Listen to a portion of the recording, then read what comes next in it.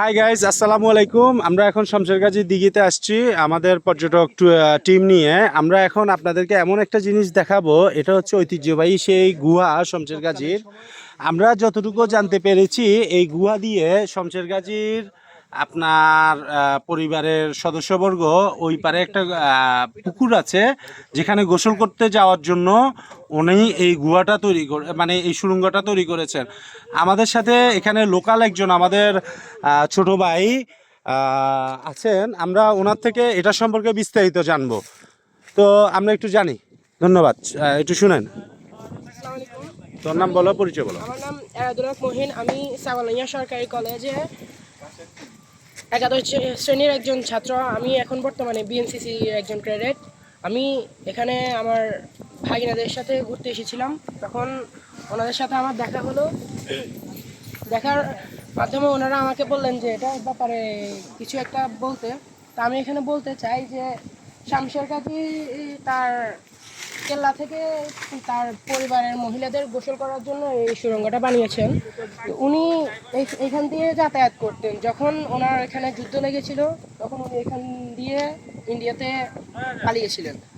তো পালানোর পরে উনি আবার আসি, দেখেন যে ওনার কি বলে প্রাসাদ নেই, শত্রুপক্ষরা ভেঙে ফেলছে, নষ্ট করে ফেলছে।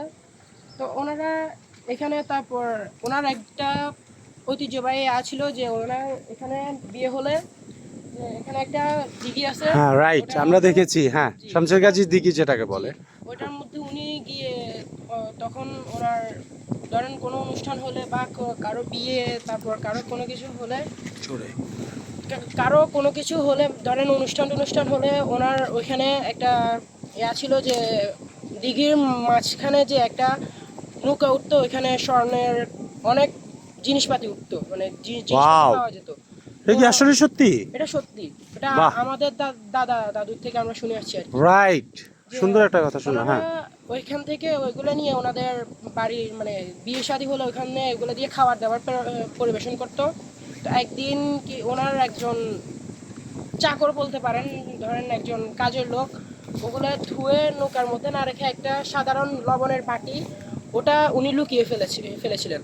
লুকিয়ে ফেলার পরে ওনার তারপর আর ঐতিহ্যটা থাকলো না। ওইটা জানাজানি হলো যে একজন কাজের মেয়ে ওটা লবণের বাটিটা উনি চুরি করে ফেললেন। তো শামশেরগাজী ওকে নিয়ে করে লবণের বাটিটা আবার নৌকার মধ্যে রেখে দিলেন। তারপর থেকে নৌকাটা হারিয়ে গেল। তারপর আর কোনো আর কখনো ওঠে নাই। হ্যাঁ, ওটা আর উঠে নাই।